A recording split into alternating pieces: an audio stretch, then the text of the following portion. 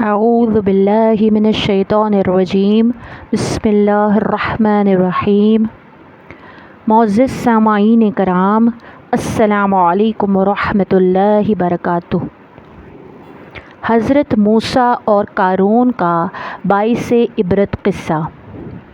حضرت ابن عباس رضی اللہ تعالی عنہ فرماتے ہیں کہ قارون حضرت موسیٰ علیہ السلام کی برادری سے تھا۔ ان کا چچا زاد بھائی تھا۔ دنیاوی علوم میں بہت ترقی کی تھی اور حضرت موسیٰ علیہ السلام پر حسد کرتا تھا۔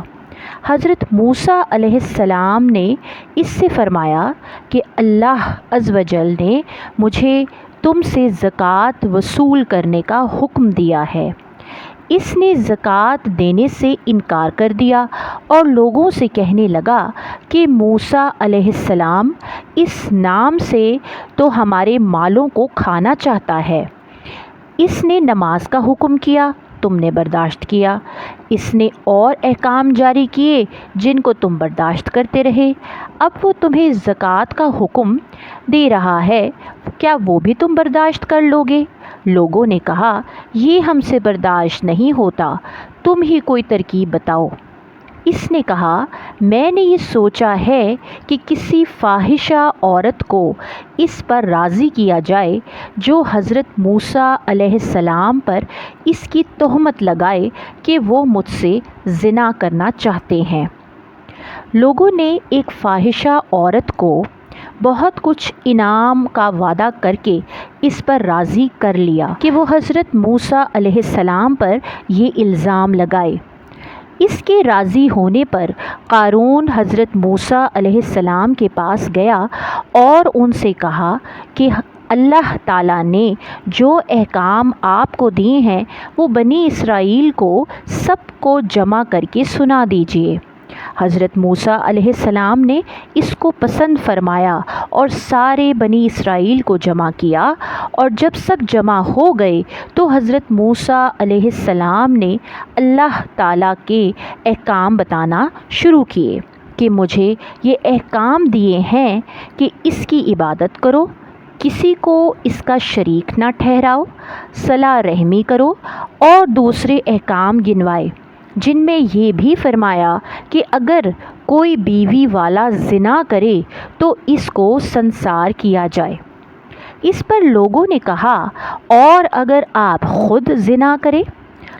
حضرت موسیٰ علیہ السلام نے فرمایا، اگر میں زنا کروں تو مجھے بھی سنسار کیا جائے۔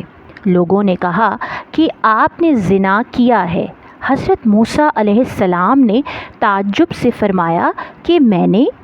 لوگوں نے کہا، جی ہاں آپ نے۔ اور یہ کہہ کر اس عورت کو بلا لائے اور اس سے پوچھا کہ تو حضرت موسیٰ علیہ السلام کے متعلق کیا کہتی ہے؟ حضرت موسیٰ علیہ السلام نے بھی اس کو قسم دے کر فرمایا کہ تو کیا کہتی ہے؟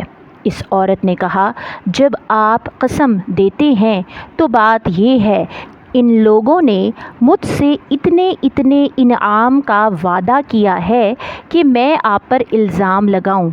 آپ اس الزام سے بالکل بری ہیں۔ یہ سن کر حضرت موسیٰ علیہ السلام روتے ہوئے سجدے میں گر پڑے۔ اللہ عز و جل کی طرف سے سجدے میں ہی وحی آئی کہ رونے کی کیا بات ہے، تمہیں ان لوگوں کو سزا دینے کے لیے ہم نے زمین پر تسلط دے دیا، تم جو چاہو ان کے متعلق زمین کو حکم دو۔ حضرت موسیٰ علیہ السلام نے سجدے میں سر اٹھایا اور زمین کو حکم فرمایا کہ ان کو نگل جا۔ اس نے ایڑیوں تک نگلا تھا کہ وہ عاجزی سے حضرت موسیٰ علیہ السلام کو پکارنے لگے۔ حضرت موسیٰ علیہ السلام نے پھر حکم فرمایا کہ ان کو دھسا دے، حتیٰ کہ وہ لوگ گردن تک دھس گئے۔ پھر بہت زور سے وہ حضرت موسیٰ علیہ السلام کو پکارتے رہے۔ حضرت موسیٰ علیہ السلام نے پھر زمین کو یہی فرمایا کہ ان کو لے لے، وہ سب کو نگل گئی۔ اس پر اللہ عز و جل کی طرف سے حضرت موسیٰ علیہ السلام پر وحی آئی کہ وہ تمہیں پکارتے رہے اور تم سے عاجزی کرتے رہے۔ میری عزت کی قسم، اگر وہ مجھے پکارتے اور مجھ سے دعا کرتے تو میں ان کی دعا کو قبول کر لیتا۔